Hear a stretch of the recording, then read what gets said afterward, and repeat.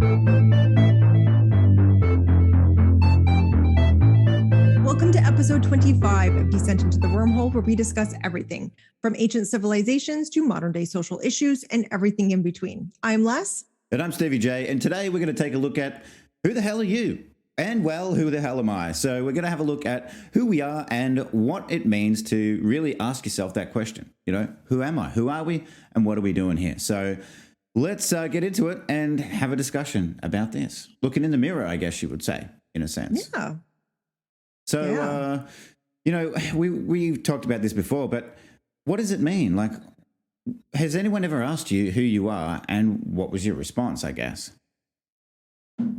Well, people have asked me that. And I do believe that my response was very superficial and very, I don't know, I don't want to say wrong, but inaccurate maybe is the word I want to use, because I went with, you know, what do I do for a living and where do I live and all of these things and all external things, right? Exactly. Has anyone asked you that? Well, I don't recall anyone asking me directly, but, you know, it's sort of that one of those things that comes up in conversation. Like when people ask you things about you, it's like, you know, what do you do?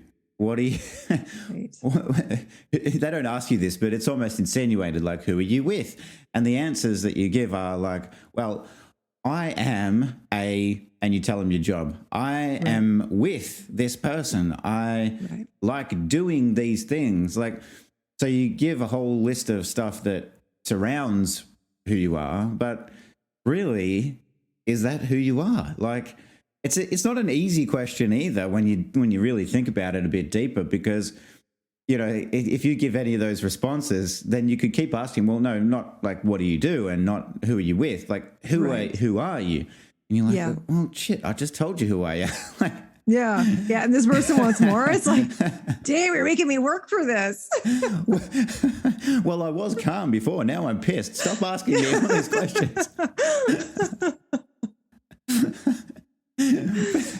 But like, you've got to, it is a tough thing to think about, but like, who is that real internal person? Exactly. And the reason I feel is the reason we go directly to, this is what I do for a living and this is who I'm with. And I feel a lot of people ask, what do you do for a living? Because they want to know in the social hierarchy of things, where do they stand against you? Meanwhile, it doesn't mean anything. That's just the way that you feed yourself and your family. That's it. Yeah. That's all it is. So but I think we're just so normalized, and because we're not taught to find out who we are. We're told who we are. Yeah. We are told very quickly from a very, very young age who we are. Right. Yeah. Like, oh, look at little Johnny over there. Oh, he's shy. Meanwhile, Johnny may not be shy. He just may not have anything to input into that conversation. Right. He may not like the people that is in the room. And that's why he may be shy. Or maybe he just has no interest. Yeah. He may not be shy, but you just labeled him shy. Yeah, absolutely. And then told enough times, like especially through kids, like told enough times over the years, then that becomes okay, well, I'm shy. Like little Johnny starts saying, I'm shy, even though he actually isn't, and he doesn't feel like he's shy. He becomes that over time because he's told repetitively. So you're right. Like, and it could be categorized into any number of different groups or identities put onto people to say, no, well, this is who you are. Like if you act this way or you think this way, then you are this. Like that's what you are. You're one of these people. And you're in that category, you're in that box. But in reality, I mean, and also like to talk about the things that we do and the things that we like and experience and all of those sort of things, that can change over time. But it doesn't necessarily change who we are. It's our interests that change and things like that. So I think, one thing that we've talked about before, and we read it in Untethered Soul, which is a great book about this kind of topic. But, when it said in there about when you're a child and you look into the mirror, you are looking at the mirror, obviously, seeing a young version of yourself. But when you are 20 years older, 40 years older, and you look into the same mirror, Hmm. the person inside is still the same person, Hmm. essentially. Like you remember looking in the mirror back when you were a kid. You're just Oh seeing yeah. a different image of yourself. But that Right. internal person is the same. So, it's not like somebody asks, well, who are you? Well, I'm a kid and, I'm young. Yeah. Or, And I like Lego. and I like Lego. And or when you're older, you know, oh, well, I'm this age. Like, Yeah. who are you? Oh, well, I'm this age and I guess where more broadly that question comes around is when people say like, tell me a bit about yourself. I well, screw you, because I was just thinking that. I'm like, that's where it gets calm. They're like, tell me a little bit, but like, tell me something about yourself. And you're like, and most people do have their list of just things that they, knock out of the park every time, because we've all been asked that so many times. Tell me about yourself. And if we were to actually turn around because most people would say, well, this is what I do for a living, and this is how, and this is where I live, and this is how old I am, and blah, blah, blah. I'm a mother, or I'm a father, or whatever it may be, or I'm a grandmother.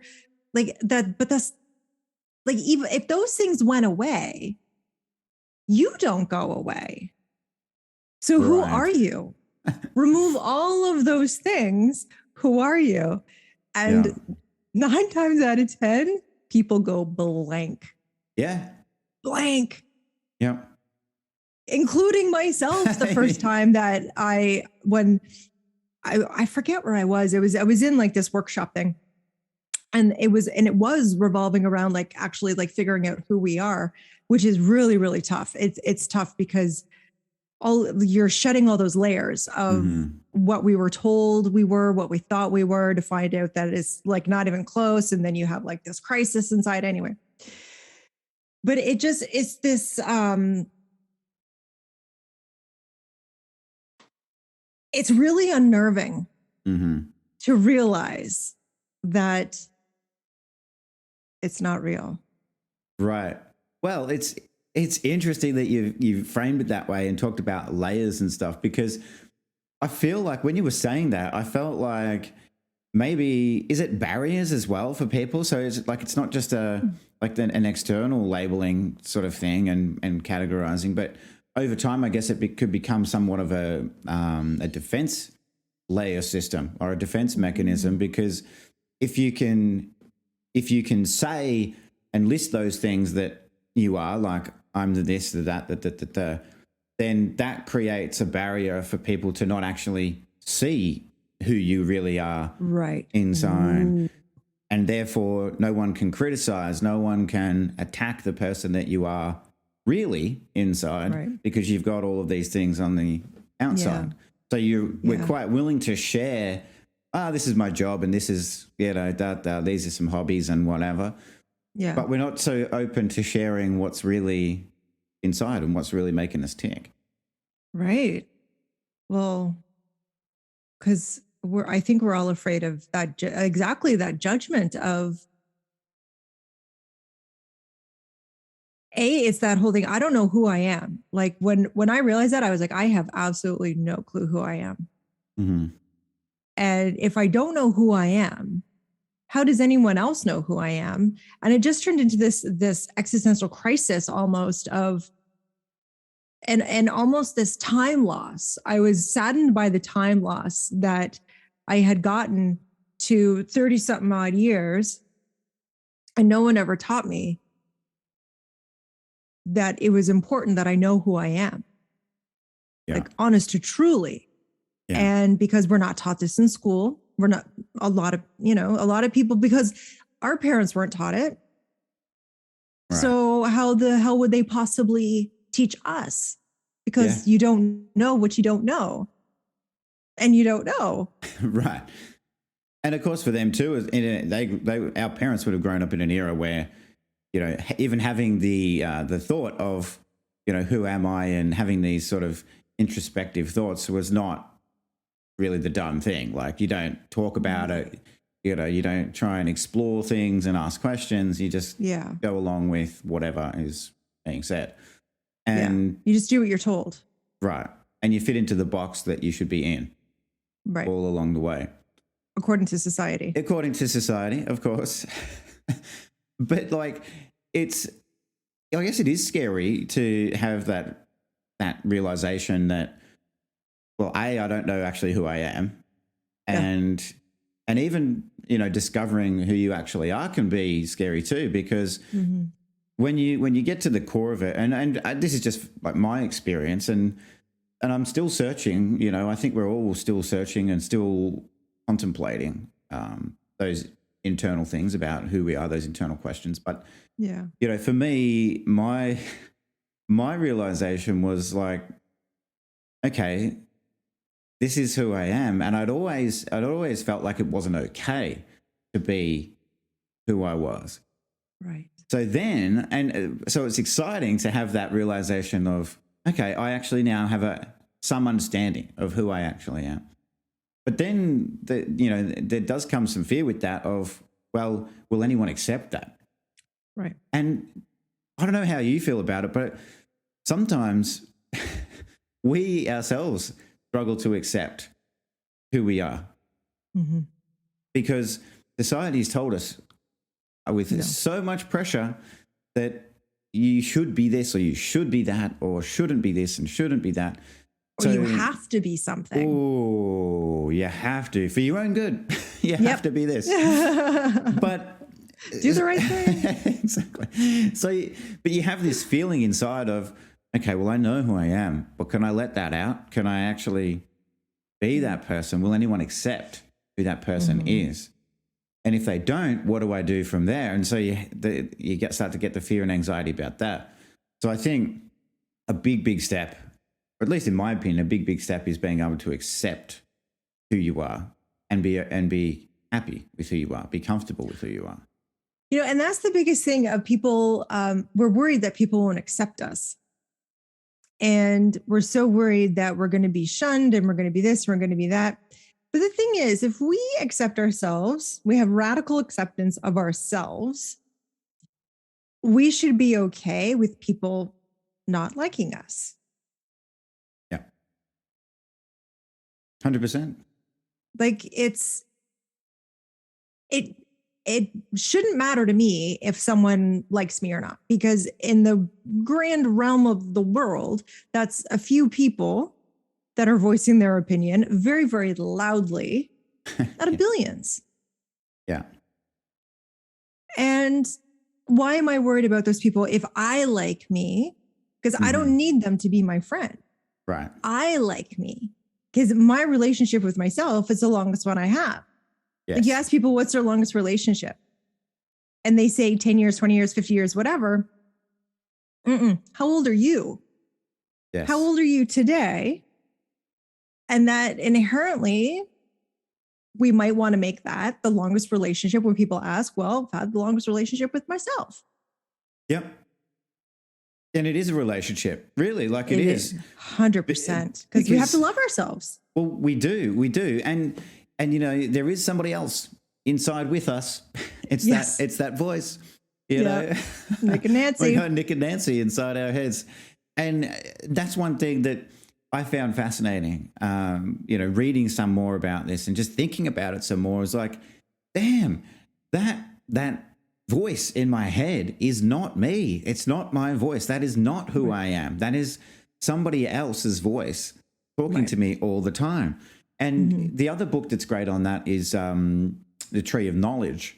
There's another fantastic book on that, talking about how it's not your voice. It's not, it's the voice of somebody else, like a teacher, a parent, you hear it in your voice, but it's not your voice. It's all of these things. It's the doubts, it's the fears, it's the pressures, it's the expectations. It's all of those things and the judgments and everything. But it's not you, that voice, because if it was you, you wouldn't be having a conversation, an internal dialogue, because it would be just you. And also, if it was your intuition, because people always ask, what's the difference between that voice that I hear and my intuition? It's like, well, if it's a negative, condescending, horrible voice, That's not your intuition. Your intuition will never speak to you like that. Your intuition is loving and your intuition is soft and your intuition is almost, it's like whisper quiet. Mm-hmm. So that isn't you. And if you hear the words, you'd be saying, well, I didn't say that to myself. Exactly. Someone else did. And it's usually from a young age, usually anywhere from 0 to 7 is where we pick all these things up from, but we can pick them up later on from horrible relationships and people we meet along the way and people we make mistakes, getting into relationships with, teachers, parents. I still have voices of teachers in my head. Yeah, absolutely. And, well, you spend a lot of time with teachers, don't you? Over your school life, you spend years and years and years and years with teachers, and at the end of the day, like, and not all teachers, I will say this, not all teachers, but most teachers, really, they're there for doing their job. They're not there to actually care about the kids. You know what I mean? Like, I'm not saying they're all negligent or anything like that, but just the fundamental premise of what they're doing there is their job. I have a syllabus I need to teach. I will teach what's on this bit of paper to these kids, and I will make sure it gets indoctrinated into their brains, and they will learn what I tell them to learn. Yes. It's very, very much different to saying, like, as a teacher or as a life coach or as a parent even, who are you? Like, what really makes you tick? I'm really curious to find out about what your thoughts are, what's going on in there. Like, how do you feel about these things? No one ever says that, like, from a school standpoint, rarely parents either.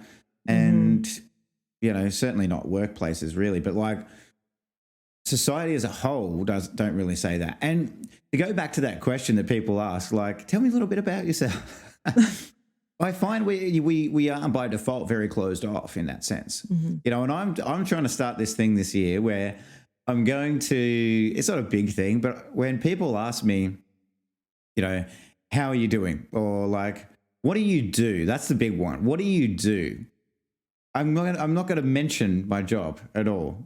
I'm not going to mention my job. I'm going to say, like, well, I just, kick around at home. I like spending time in the hammock and, what do I do? Oh, you're asking about my job. Oh, sorry. Like, because I feel like that's in people's minds, that's the biggest thing in your life. Yeah. When people say, what do you do? It's like, well, I'm a this, I'm a doctor, I'm a lawyer, I'm a whatever. Like, and that should be the biggest part of what you say. But so that's like part one, I guess, of when people ask it. But the other thing too is just trying to be a little more open, and it depends on the person, I suppose, who's asking. Right. But being that honesty, often people actually don't want it. They're asking that question as a vague kind of, politeness to say, "How are you?" They don't really care. They're not really asking, "How are you?" It's just like, no, no, because if you get the answer, well, we've had this discussion before. Well, people tell me a lot of things right off the bat. I don't even know their name, and they're telling me all their life woes. And the thing is that if everyone did that, no one would ask anymore, because rarely do you get to say, hey, I had a really great day. I found $20 on the floor and, I had a great day at work and I'm killing it and blah, blah, blah. My marriage is going great. My kids are happy and healthy. Everything's great. That's rare. It is usually, how are you? And then you get, everything is shit. And it goes on and on and on. So it's so true. Sorry. And it's so true. And I have a friend who she owns one of the stores in town, and she said, I'm never asking again. I'm never asking, because I asked how the holidays were, and well, did she not get the answer? I said, I'm sorry I asked. She's like, I'm never asking again. She's like, it was too much burden, it was too much pressure. She's like, it was too much information. I know way too much about this woman's life. I'm done. She's done. Yep. She can't handle it anymore because it's never good news. Yeah. And I feel that when people ask, what do you do? As we said at the beginning of this conversation, I think a lot of it is to see where we stand hierarchy wise, because for a lot of people, their job is their life. Yes. Like if they are whatever, let's say they are an underwater basket weaver and that is their life. That's their life. If that goes away, their life crumbles. Yeah. We should be so content with being ourselves. It doesn't matter if our job went away because we could just go get another one tomorrow. Right. I know it's not that easy. But I don't think attaching our identity and everything else to that job, because then we crumble. And in that time that we've lost the job, that's the time we need our inner strength the most to turn around and say, okay, I'm okay. I will get through this. Yeah. I'm going to go find another job. Yeah. Yep. I don't know what it's going to be, but let's go do this. How good can this get? Yeah, absolutely. But when we crumble under that, I've just lost my job and that was everything that I knew, that was me. Mm-hmm. We're going to make some horrible, horrible decisions going out into looking for new jobs. We're going to sabotage and we're just going to attract things that we don't want because we did it in haste instead of doing it from a space of love and understanding and acceptance. Say, okay, well, it happened. It's fine. Yeah. I'll figure it out. Yeah. When we're well put together and we know exactly where we stand with ourselves, life is so much easier. Oh, so much easier. So much and easier. I'm still working on it. And my life is already so much easier. Yeah. Well, just starting the journey is like starting down that path is making life so much easier. But like it's true. And being authentic, being our authentic selves really is scary, but it's also the easiest path because you're not spending and wasting all this energy and time trying to be things that you're not and trying to fake things that you're not. Like, just so that other people in that situation as well, other people can put you into a category. Oh, you're a shelf stacker at a supermarket. Yeah. Okay, so you're in that category now. Or you're an underwater basket weaver, so you're in that category. That's where I put you. But then the thing is, people will focus on those jobs that people do rather than focusing on how that job makes that person feel or how that person feels about their life in general. And I'm with you. I'm totally with you. Like, you don't always have time to sit there and listen to everyone's life story or want to hear the negativity that everyone's got. Yeah, because it brings you down. So do you think maybe we should be rethinking when or having a think ourselves about that question we ask? Like when we ask people who are maybe acquaintances, maybe strangers even, should we be asking that question, how are you, if we don't really mean it, if we don't really want the answer? No, because it's just passing time. You know what, for this year, I'm going to start asking people, are you happy? Ooh, that's a great question to ask. Because it's a yes or a no answer. Yeah. And off we go with our lives. Good point. Because I suppose if they say yes, you can say, great, that's awesome. Happy for you. Yeah. And if they say no, you can say, well, I wish you all the luck in the world in, making that better or turning that around. Yeah. Yeah. I send you positive love and light. That's it. Yeah. You don't have to hear the 15-minute saga of their life. Because and that's not to be, trying to be mean, but we just don't have the capacity to do that, to have every person put their issues and problems onto us.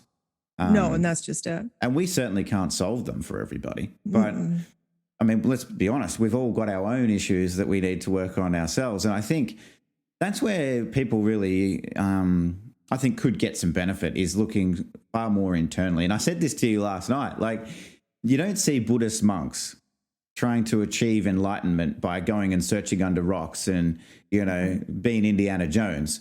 They're sitting there, they're sitting there reflecting internally to find that enlightenment, not anything external. It's not like some, jewel is going to give them enlightenment. They're sitting there looking internally to find it. So, we and then what you can do is, if or at least I feel this way, if you can identify and search inside and find that authentic self, get to a place where you're comfortable with your authentic self, with who you really are, then those people who are not, I guess, aligned with you will disappear, and that's okay. You don't need them in your life, and they don't need you. But it allows you to find those people who you are aligned with. And what comes with that is actual happiness, because you can be yourself, they can be themselves, and everybody can just be happy being themselves. Yeah.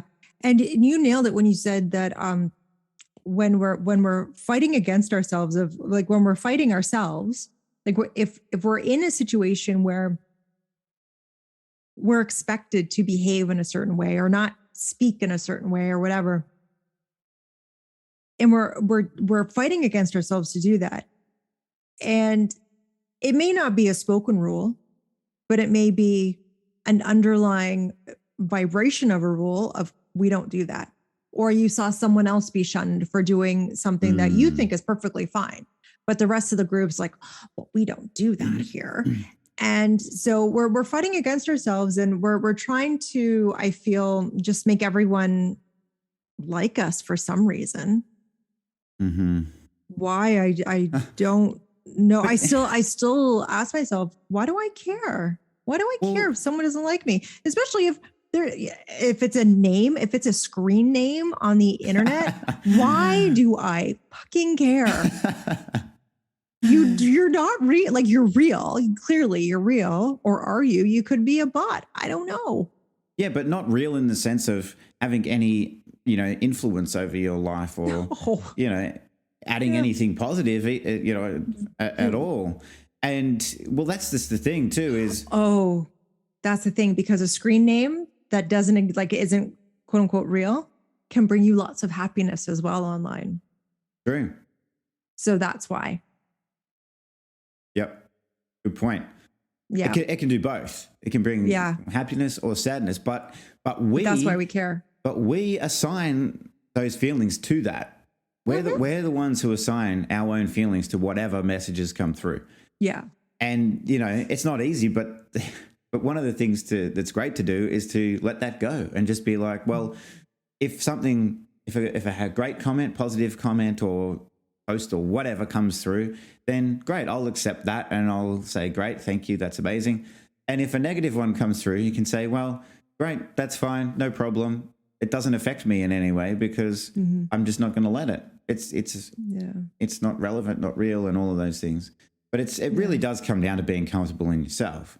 And, that example that you used, I wanted to touch on that of trying to make other people happy, like trying to please other people, because inevitably what happens is you end up miserable trying to do that because everyone else is happy, you do all but they're not happy things. With you. Yeah. They're not happy with you. They're happy with what you're doing. Yes, exactly. They don't know you, not the real you. So what it is it's almost like if you imagine a group of people, let's say a friendship group. Let's just say it's a friendship group, and or some kind of group that you're in, and you're trying to make every person happy. So you take a piece of yourself, you pull a piece of yourself, and you put it over there, and you go, all right, that makes that person happy. You pull another piece off, and you give it to that other person on the right-hand side, and then you give it another piece and another piece and another piece. And what it does is it just ends up leaving you empty, because you don't feel any fulfillment from trying to make other people happy through being fake, like through being things that you are not. Right. Now, it's a different story and I'm not saying to not give ourselves to people, but give the authentic self to other people, and you might find that half of that group disappears because they're like, well, you're crazy. I can't be here. And that's okay, because you don't need that 50% of the people. Yeah. But what you can then do is be your authentic self with the people who are left and who do appreciate you for who you are. And you can all just be yourselves and be happy. And you're also opening up the door, because without that clutter of people that are just there because you're doing things that make them happy, once those people are gone, you're actually opening up the door and you're creating space for new people to come in and be attracted to that vibration of you being just you. Yeah. People put a lot of emphasis on what happiness can be brought to them from other people. Like, that whole thing, like you said, what are you doing for me? And if you're not doing it, you're bad. I don't like you Yeah. anymore. You're not doing Yeah. this for me. And people rarely say, well, what am I doing? What am I doing for somebody else? Like, That's just it. and nobody has to. Like, when I say No. these things, I'm not saying it from a place of, everyone has to go out there and be helping everyone. Like, that's No. not the case at all. No, you don't.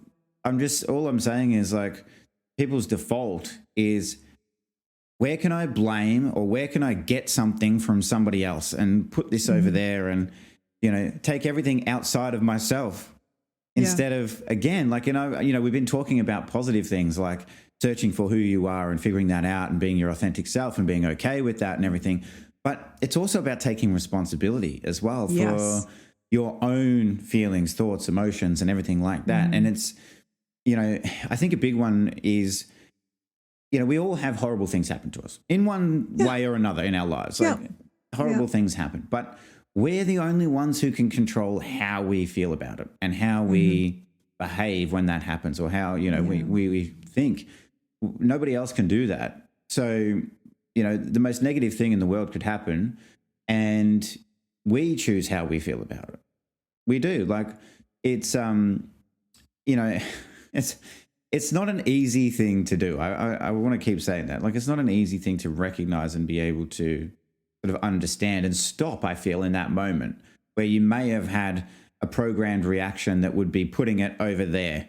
So, something happened and I feel this and it's that person's fault, or it's because of that thing over there, but be able to just stop for a minute and just be and just search through how you actually feel about it, why you feel a certain way about something, and then come to the conclusion that, well, I'm the one having these feelings about it.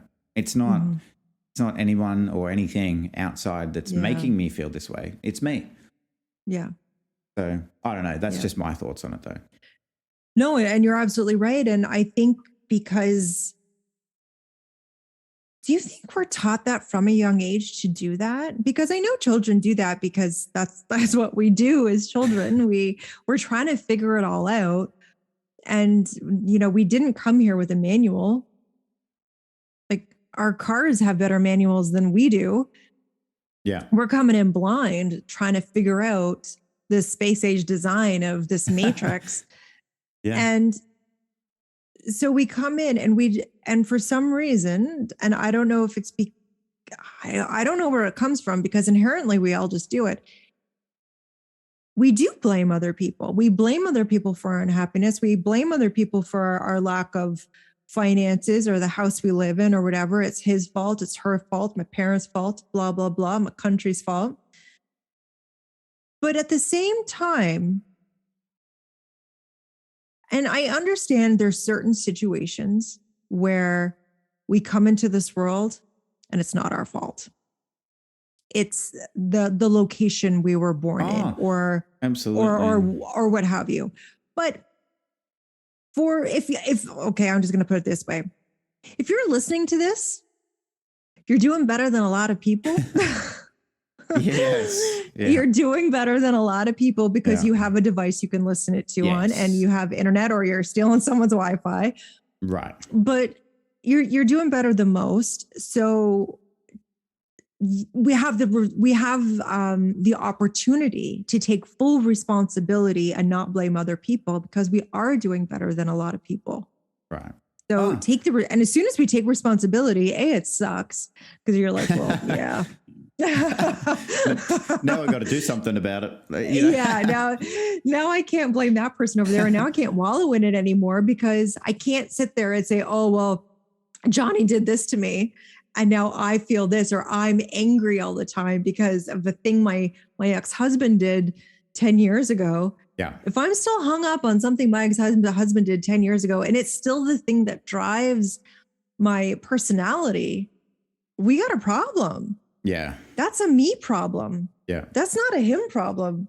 He did it, but I didn't have to react. And I sure as hell didn't have to react for 10 years in such an angry manner that I lash out at every single person I come into contact with. Yes. It's a me decision.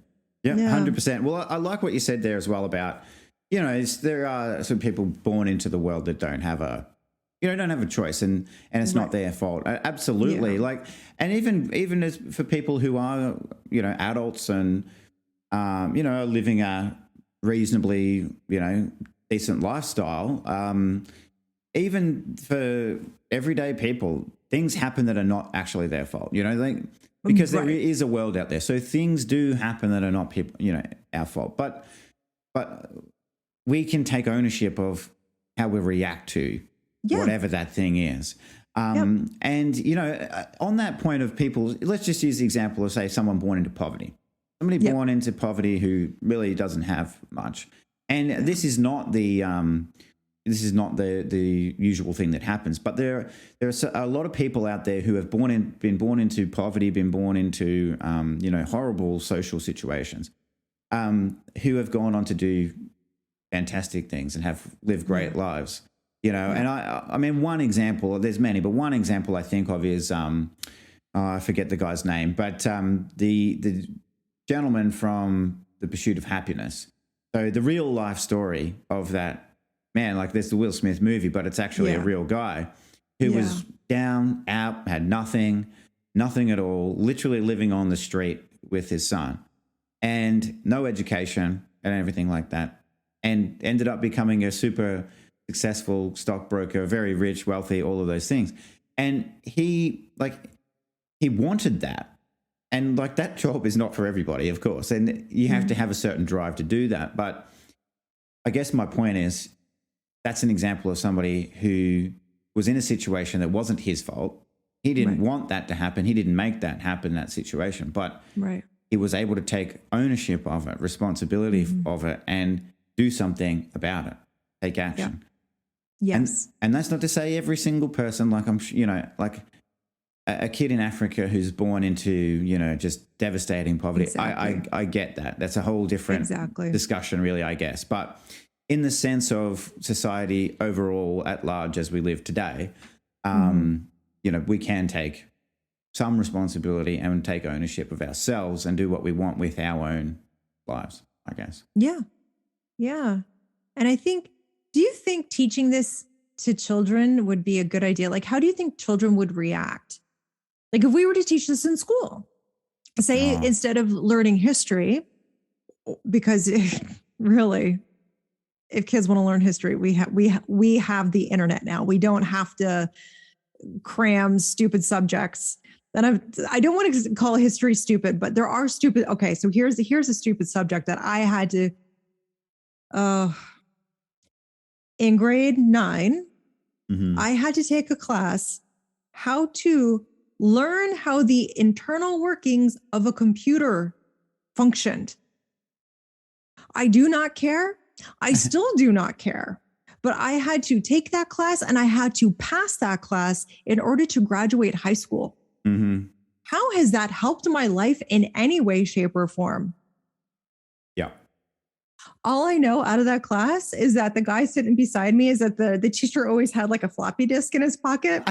And so this guy turned to me, he's like, is that a floppy disk in your pocket? Or you just happy to see me? That's all I remember from the class. Well, hopefully at school it didn't turn into a hard disk. But oh geez, I hope not too. But that's what I mean by stupid classes. Like things that just didn't serve anybody, because the thing is, like, technology changed. And so the things we learned then aren't even remotely how computers work now. That's not how my cell phone works. Yeah. At all. Well, I think it's a great question. Like, so I'm can we teach? So we take out a class and put in U101 class. Yeah. U101. I like that. But well, it's a good point though. And geez, you know what? Write that one down. Yeah. Thank you. But it's a good point, because kids are an open book. Like, they are an open book. They're sponges. They'll take in anything. The thing is that we put them into school and they get taught all of the mainstream things over and over again. Yeah. But you're right. If we put a class in there that was about really discovering who they are, what life is about, pondering questions, not even necessarily giving them answers, but posing them questions, getting them to ask questions and pondering the answers, even just discussing the answers amongst themselves, Yeah. all of those things would be so much more beneficial. And yes, they would respond positively to it, because because they're so open, because they're sponges, they don't know any different yet. They're not programmed yet, like programmed into the matrix yet. So they have open minds that can be, and I think the critical thing for me is giving them the choice, giving them the freedom of thought and to express whatever it is that they're feeling, because kids can be super, super amazing with the thoughts they have on their own and the way they feel about things. So I think there's a tendency for parents and adults even just to try and teach kids things or tell kids things like, this is how it is, this is how this is, but don't ask any questions. That's how it is. When it's really, not for you to know. It's not for you to know. Much like a Festivus clock. But that's right. I feel like if we just said to kids, here's some ideas, here's some thoughts that people have on the way things may work in the world. How do you feel about it? What do you think? Yeah. They could come up with some fantastic answers. And because they are closer to entrance than we are, like entering the matrix, they're closer to it. They may actually remember past lives. And if you don't believe in past lives, that's cool, because we do. Yeah. But if they're closer to that memory, that they could actually, like, they're more open, they're more connected to consciousness than most. So asking them, we could actually get some really, really profound answers, instead of, having these kids say something and then the teachers say, well, now little Mary or little Johnny. Yeah. We don't talk about that here. Like if whatever they may say, what if a kid rocks up and says, well, when I ruled ancient Egypt, teacher's like, okay, we need a therapist for little Mary over here. Maybe you don't, teacher. Yeah. Maybe that's the life she just came from. Well, maybe teacher needs to sit her ass down and listen. Yes. Maybe that's what teacher needs to do. We dismiss children a lot. Ooh, way too much. Yeah. Way too much. Yeah. And then sadly, they close off real quick. They close off real quick, because when they get that negative attention on something they've said or something they've done or anything like that, they have a tendency to close off from that and not mention it again. So and it does. It happens very quickly. Like the second time, they're done. Yeah. Yeah. But especially if they're laughed at. Oh, yes. And teased or, things like that. Yeah. Absolutely. So I think. Especially by adults. Yeah. And they feel it. Like, make no mistake, kids understand. Like, if a lot of adults think, they'll laugh at a kid for saying something and think that'll never mean anything to the kid. They'll never know that I was laughing at them about that. Oh, they know. They 100% know. Yeah. And they feel that vibe. So I think if we could just be more open to what kids have to say, then we could be able to not only explore more things ourselves, and because I've been astounded by some of the things that kids have said, truly astounded, and they've asked me questions, and I'm like, wow, I never even thought about that. And I have no answer. I have no answer. Yeah. And the only response I can give them is, well, I guess all I would say is trust how you feel about it. That's all you can do, is just trust how you feel about it. Yeah. About things. Because I don't have an answer, but great question. Yeah. And I think you explaining it like that, like, how do you feel about it? It has them tap back in. So instead of looking outside to, ooh, how should I be feeling, or how should I be thinking about this, to have your parental figure that you trust to turn around and say, well, how do you feel about it? Like, don't listen to me. How do you feel about it? It takes the attention back inward. And if they're secure enough to know that whatever I feel about it is right, and I'm going to be okay and dad's not going to yell at me for the way I'm feeling, or, Yeah. the way I feel I see it. We're going to have a healthier bunch of next generations. Oh, yes, absolutely. Absolutely. And you're right. Yeah. Like it's sending it back internally to Yeah. say, and also after they, what's important too is after they've had that little think or look inwards about how they feel about it, and they then, if they're comfortable enough to express how they feel about it, really important not to ridicule that either. Like, Yes. because you got to allow them to, and I do say that, like, just how do you feel about it? It's up to you, I have my own thoughts and feelings on things, but, how do you feel about it? And then when they feel, you go through that process of looking inwards and then come back with an answer as to how they feel about it, then it's really important to just be like, well, okay, cool. Well, you're completely allowed to have those feelings and thoughts about it. It's not for me to tell you not to.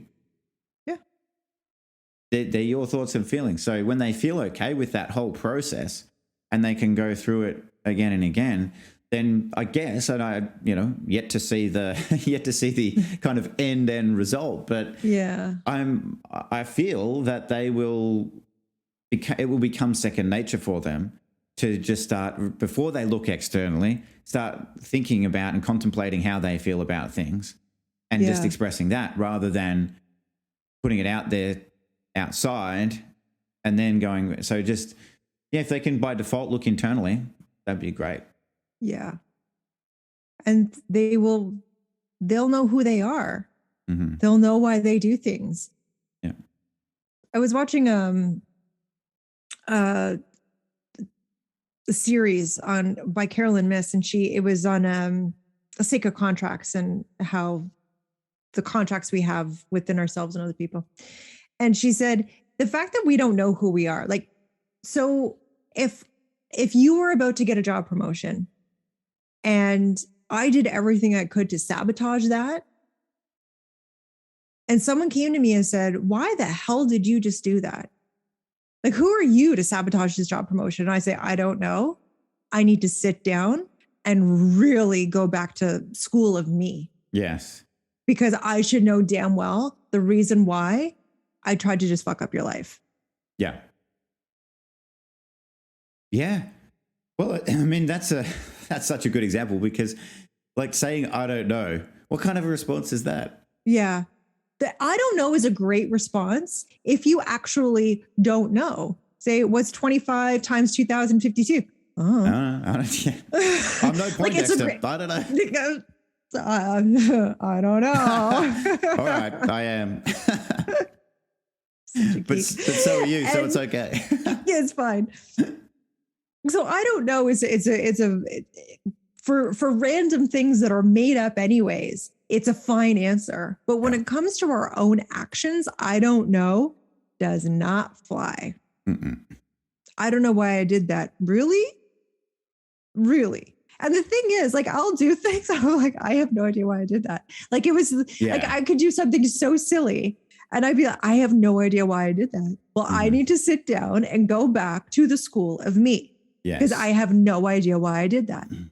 Well, I feel like it's such a good point. It's such a good point. We all do that, I feel. But but so often though, people, if that question gets asked, why did you do that? Why did you sabotage that job? Then the person answering that question would look also to something outside.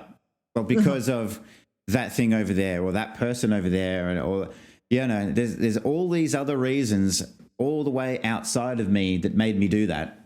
Yeah. Except for just the thing because I wasn't getting it. It wasn't I me. didn't want him to have it. Yeah, it wasn't me though. Like, I didn't do it. Like, it was all of these other things. They made me do it. That's Bob in finance made me do it. Bob in finance. Because he ate my yogurt once.